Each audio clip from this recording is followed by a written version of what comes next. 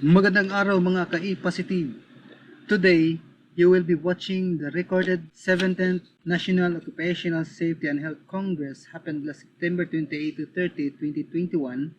Sa video na ito, tinalakay ni Executive Director Engineer David B. Bungallon ng National Institute for Technical Education and Skills Development ng TESDA kung papaano nila na-overcome ang challenges ng health and safety dulot ng COVID-19 pandemic. Huwag kalimutang i-like ang video at mag-subscribe ka naman. So tara na, let's watch and learn. Good afternoon, OSH advocates. Welcome to Plenary 2 of the 17th National Occupational Safety and Health Congress. This plenary session will highlight OSH communication and education in the digital world. Lito Roble of the Employees Compensation Commission, Mr. Sergio Ortiz Luis, President of the Employers Confederation of the Philippines, the whole of the OSH community, guests, and participants, isang mapagpalang hapon po. TESDA would like to congratulate our organizers, the Occupational Safety and Health Center, in leading this Congress towards the promotion of the safety and health of our workers. We are one with the center in your mandate and advocacy. In the implementation of technical vocational education and training, occupational safety and health is one of the important competencies in the 21st century skills that are integrated in our basic competencies.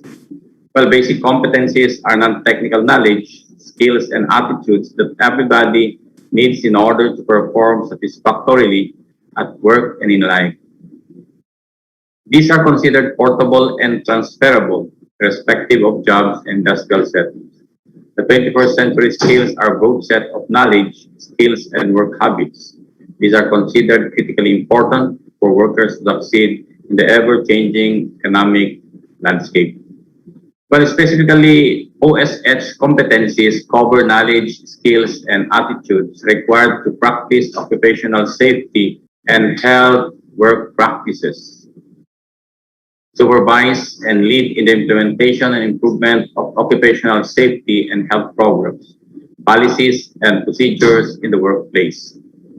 In Tibet, occupational safety and health competencies are integrated in the different training regulation levels. For example, in the case of Tibet program under National Certificate Level 1, we have integrated follow OSH policies and procedures. In National Certificate Level 2, we have integrated the practice of occupational safety and health policies and procedures. And in Level 3, evaluate OSH work practices. Level 4, lead in the improvement of OSH programs, policies, and procedures. Even in the Philippine Qualification Framework, Level 5, we call it the diploma programs of under Tibet.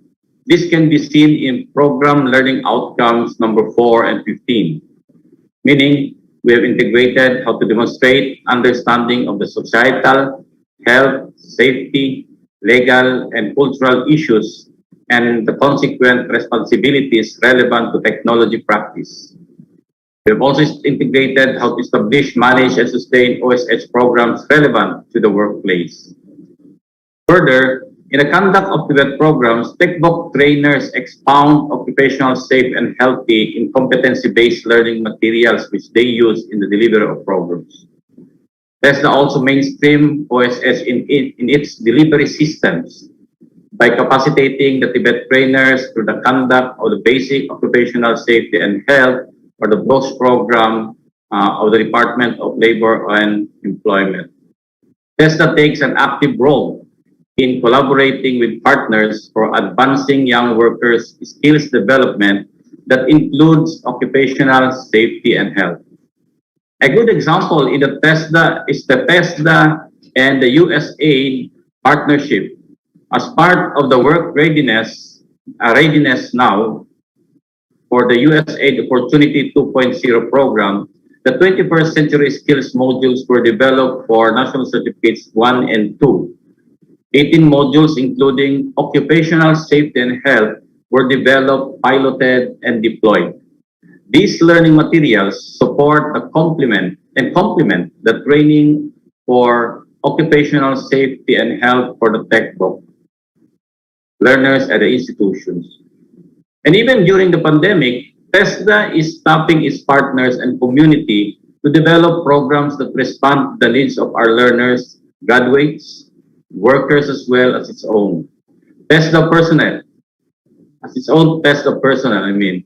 As an example of this is the e-learning course on practicing COVID-19 preventive measures in the workplace that has served at least 397,451 TESDA online program enrollees or learners since the start of the COVID-19 quarantines. The 2.5 hour this is a 2.5 hour online course, and it is free, self-paced course, very accessible through the TESDA online program. The e-learning portal of the TESDA for Technical Vocational Education Training serves as the learning management system for this practicing COVID-19 course. Internally, this is internally developed and vetted through the assistance of the Department of Health. The short course is also has been required to be taken by TESDA employees and trainers and TVET learners. And there are some agencies also that have requested this course, this material. It is also accessible for offline use for those who do not have access to the internet. Well, to help employees combat anxieties caused by the COVID-19, mental health has also been incorporated in the TVET curriculum and learning materials.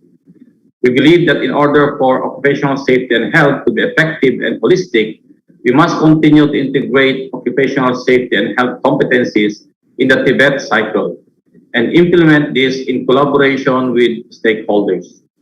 We can still enrich and populate our learning resources for occupational safety and health for mainstreaming through the creation of open educational resources.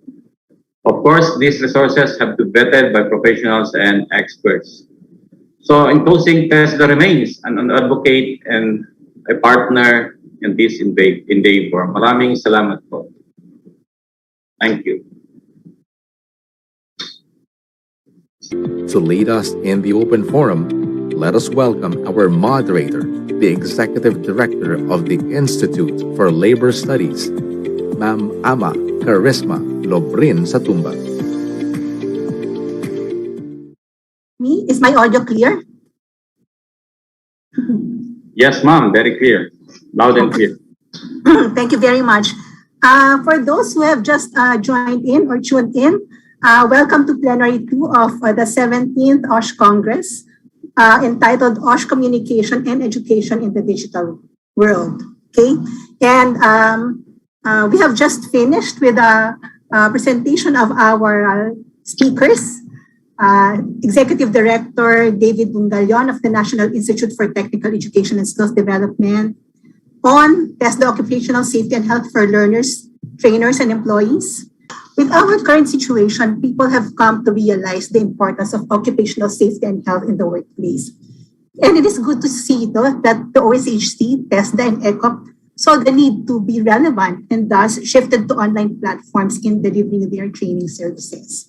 So now we go to the open forum.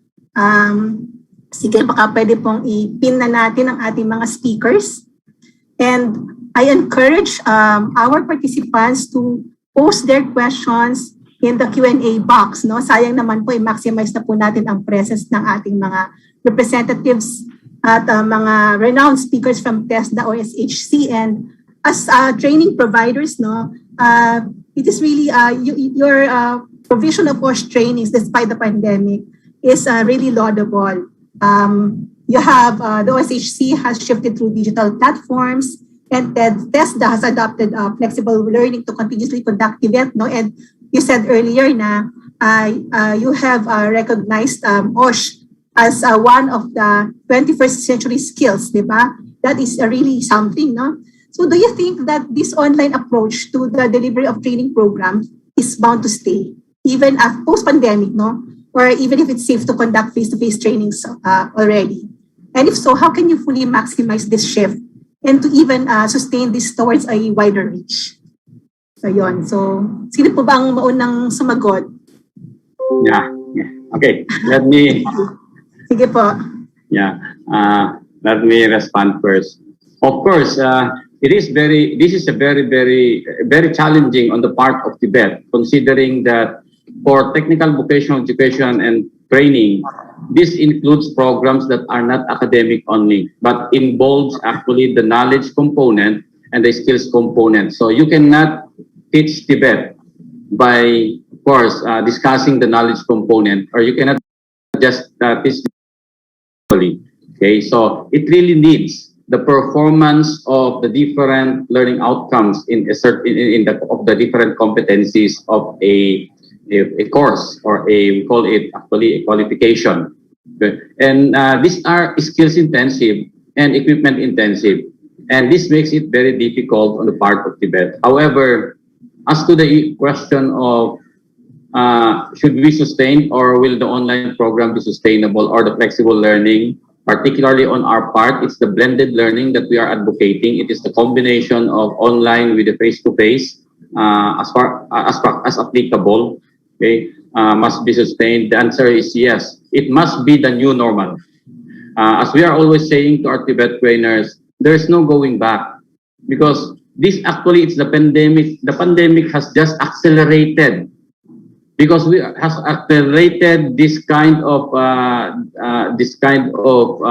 learning modes, because we are actually moving towards that direction as we consider the fourth industrial revolution. Diba? Na we cannot escape the digital community, the digital economy. And when we talk of digital economy, the fourth industrial revolution, it involves digital technology plus the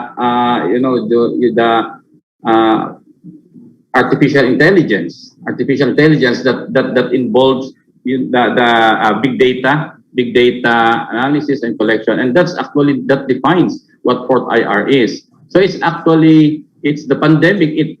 On the positive note, it accelerated all of us in the not only in the education platform but also in the economy to go on with this kind of to work with digital technology in the delivery of education, or on our part in the delivery of Tibet. So that is actually our advocacy to the Tibet community. There's no going back. That's why we have on the part of Tibet, we have formulated the flexible learning. And of course, it's very challenging because it's so easy. It's easier said than done that let's go for. But there are three basic things. One, the capacity of the institution, the capacity of the learners, and the capability of the facilitators or the trainers.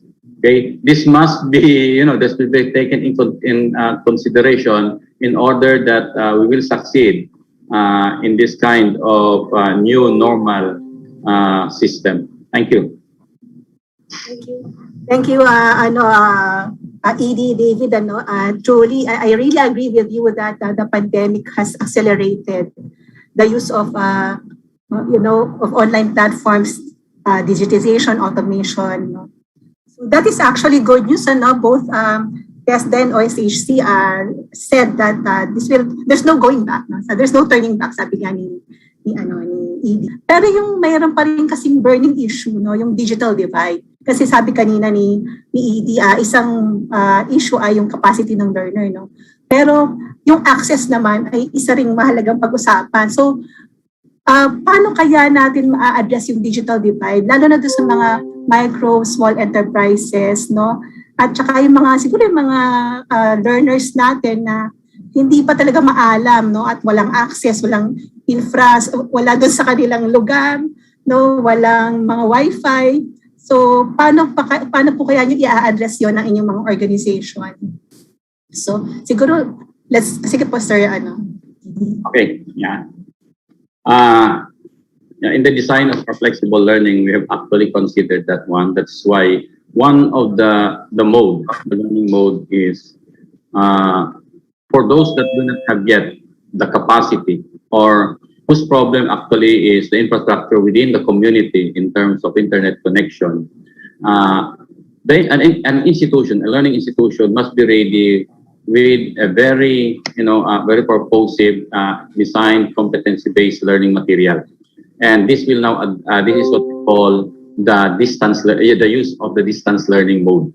Okay, while that is the problem, the other, on our part, the other recommendation was to back up blended learning, which is the combination of face-to-face and online learning with offline mode. Meaning to say, for example, they could actually access the learning materials in the school where there is connectivity, and then they could play the learning material via push technology, right, in their own computer, even without internet.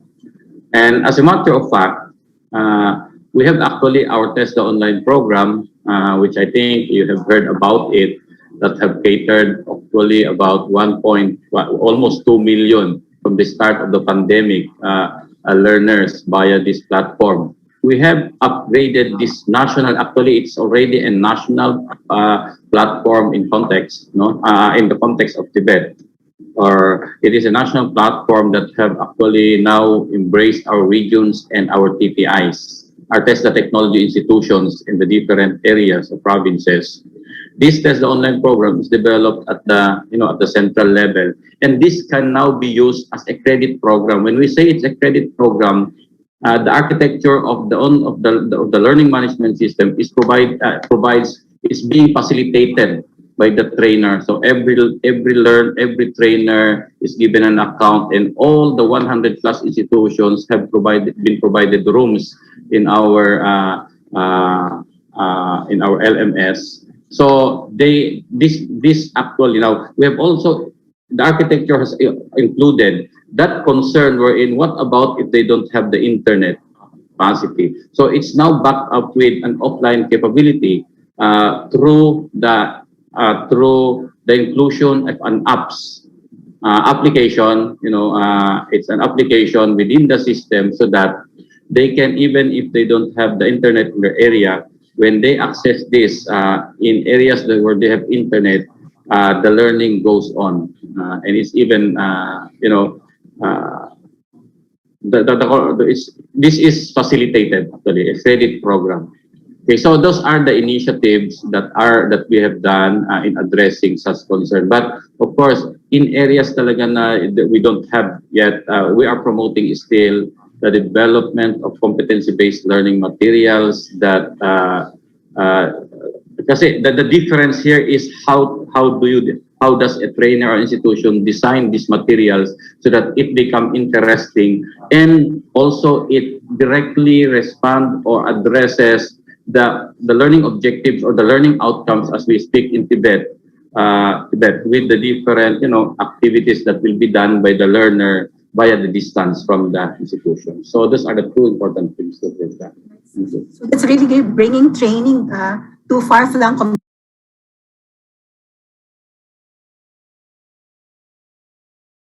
communities, no? So maganda yung sinabi nyo, blended learning with offline mode. ED David, ito naman po para sa inyo, no? From Christopher Merilos. Due to the pandemic, the TESDA accredited schools are still closed. How can we renew the expired NC2 for the skilled personnel? Yeah, first of all, actually, we, as far as the accredited trainings and assessment centers are concerned, actually, we are allowed to operate on a 50% capacity. That is, we are allowed by the IATF to operate, actually. Meaning, if usually there are about 10 candidates for assessment that must be assessed in a time, then the 50% capacity is about 5. But depending 5. But on training, it depends actually on the area. Now, what I mean to say here is they are not actually closed. They are still open. And renewal of assessment national certificate is not in the assessment center, but you have applied this in the provincial offices of TESDA, and they are open. they are operating actually on a daily basis, except of course if they are being closed by by circumstance that there are positive employees in there, so they're still open and they just go there, of course, just to inform what are the requirements for the renewal of a national certificate. One is you have to have a certificate that you have applied the competency or the qualification or the certificate, meaning an employment of in work can do, or any certification by community observation, or for example, because if you are a practitioner, self practitioner of the skill that you have, then where you have worked at, or anyone that can witness that you are actually practicing the profession or the skill can do as a requirement. So that's actually the basic requirement, plus the certificate that is about to expire or that expired. And then, of course, the passport size ID, white background with collar, and the renewal fee of, I'm not, renewal fee. Thank you. So thank you very much. Sir Christopher, no, yun yung sagot ni PD David. Doon tayo pupunta sa provincial office, no, hindi doon sa accredited school. And open naman daw po yun. Okay? May mga questions pa po sa inyo, ED David. From Engineer Romel Deloso. Po. This is concerning national certification levels, no? NC Level 4 stated that leads in improvement of OSH program policies and procedures. Is this equivalent to the safety committee or another certification that develop programs, policies, and procedures as subject matter experts? Or a certification specific to developing OSH programs? No, my presentation a while ago just want to show, because of course the BOSH program is with the center and DOLE, no. But what we would like to emphasize in there is the competencies of BOSH are actually also some of the competencies are integrated along the different certification levels of TESDA. Okay. So that usually in NC1, because in the generic descriptor of an NC1 program is a helper level, and NC2 is a skilled level or semi-skilled level. NC2 is skilled level. So NC3 is with supervisory level, meaning one that can actually resolve concerns of skilled workers. Okay, so NC4 is more on with what a managerial type of skills. Okay, along a qualification or a job role. So meaning to say, within these levels, like if you are an NC2 skilled level, meaning to say then that at least if you're a skilled level, you should be practicing. This occupational safety and health practices. What actually what other training centers are doing is to coordinate with DOLE, and for the implementation of this one. So DOLE goes there. That's why in my message, this must also be implemented in collaboration with the stakeholders, particularly with the Department of Labor and Employment, because they have, of course, the experts. So we invite them and to conduct the training. In addition, as part of the whole training for a Tibet course. So my presentation a while ago on these different occupational health safety learning outcomes are actually integrated. How to conduct it? Of course, this is in partnership with stakeholders. Okay, so thank you, Edie. Edie, you since you mentioned the NC levels kanina, may nakita ako na 5 levels yan, di ba? NC level 1 to level 5. Alin doon yung may pinakamarami tayo na graduates? At alin yung wala pa? Or may medyo hirap? Yeah, that is in terms of our Tibet programs. You mean to say the different levels of the Tibet programs? Yung kanina yung sa OSH, related to OSH, yung level 1 yung follow OSH policies, tapos yung second level ay practice, Yes. tapos di ba lead, tapos manage. Alin doon yung may pinakamarami na may graduates ba? At iba na wala pa? Okay. So it's correct this, ma'am. We do not conduct those learning outcomes of which are part of the BOSH program separately, because these are integrated in the Tibet program.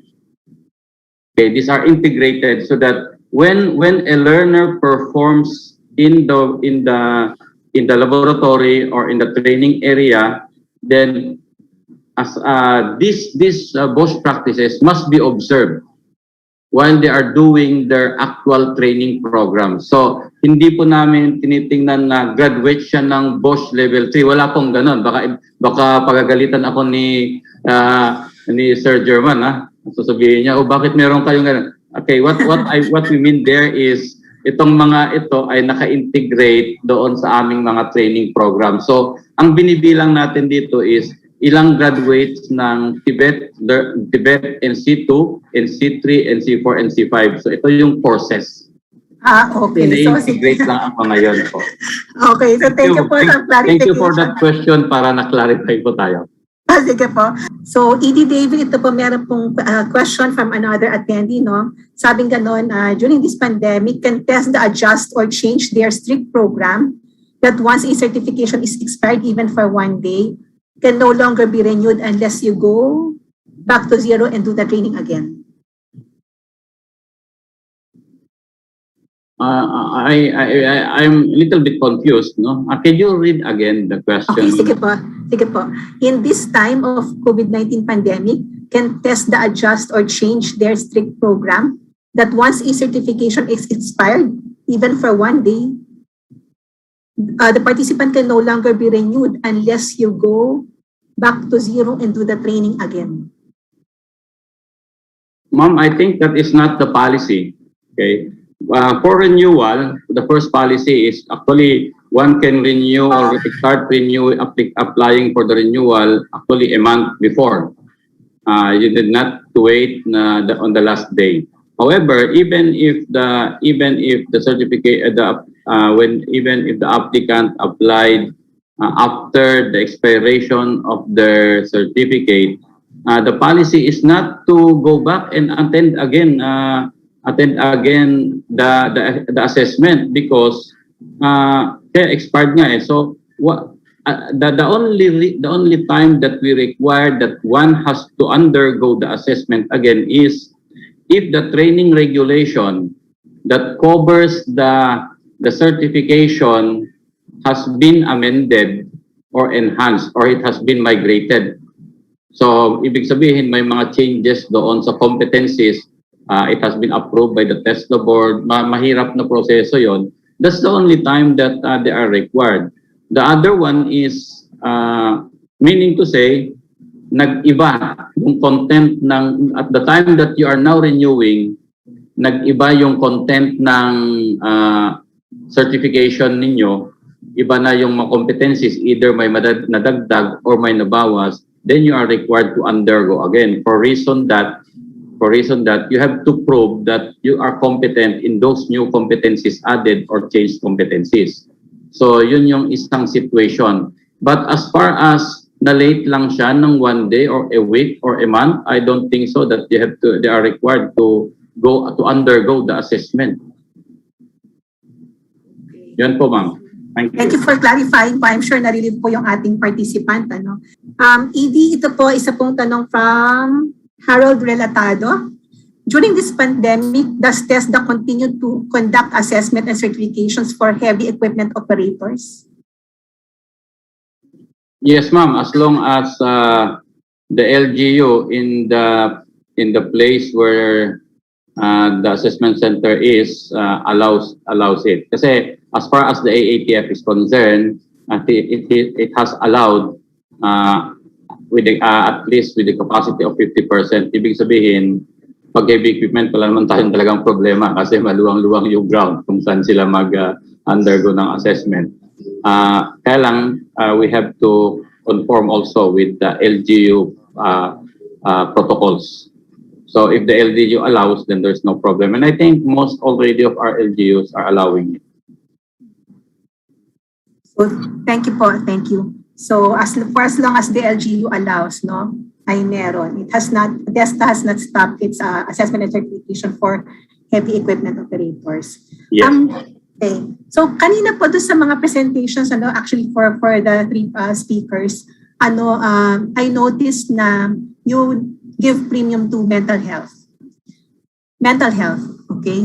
Mental health in the workplace as part of OSH. Yan ang isa sa pinakamahalaga at parang talagang kailangan i-emphasize ngayon kung dati ay hindi siya masyadong na-emphasize, no? Pero pag nagko-conduct po ng mental health, as part of the curriculum, ano yung key message na binibigay nyo sa ating participants?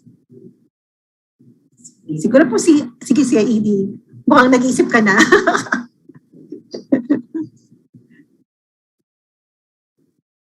Yeah, I am not actually the trainer, but I am aware. In our organization, we are actually conducting that. That is a mandatory requirement. We are doing that for all our employees, and also we are actually developing now a program that we would like to include in the TESDA online program so that it can be accessed by the public. But as to yung content. Yeah, I'm not knowledgeable as to the content. Okay. It's my staff actually doing it. It's my colleague. Yeah. Okay lang po. Thank you po. So, okay, anonymous attendee. Where and how can we have our STO accredited by TESDA regarding EMS? The accreditation process starts at the regional offices. They go at the provincial offices, They go to the provincial office, they'll be provided by the list of requirements to comply. Then once they have complied, they will to request for inspection of their facilities and also of the curricular requirements. Siguro po one final, as we close this session, may I request for a final message from both of you. Kung may gusto po ba kayo idagdag relative dun sa ating class, sabi nyo kanina kasi there's no turning back, definitely. Pag tutuloy-tuloy na yung ating yung use of online platforms for training, and we are focusing on certain sectors, so that we address yung digital divide, so any more messages that you'd like to say to the participants, Edie, David? Yeah, thank you also. Well, occupational safety and health is a very vital and critical component also of TESDA because it deals with the development of workers in the labor market, particularly workers that are involved with the handling of equipment, okay, and other skills-related occupations. So TESDA will always remain a partner of the stakeholders in promoting and advocating the necessity of occupational safety and health. And TESDA will always be a partner in the development of a quality blue-collar manpower. And let me just end by saying that I could just share what Alvin Toffler said, that the illiterate of the 21st century are those who cannot read or write, but it is those who cannot learn, unlearn, and relearn. So as stakeholders, we must be one in leading our community to change the mindset of instead going back to the conventional, let's face the music, let's face the challenges of a digital economy. Thank you very much. Very well said, Edie, David, no? So thank you very much to our speakers, Executive Director David Bungallon.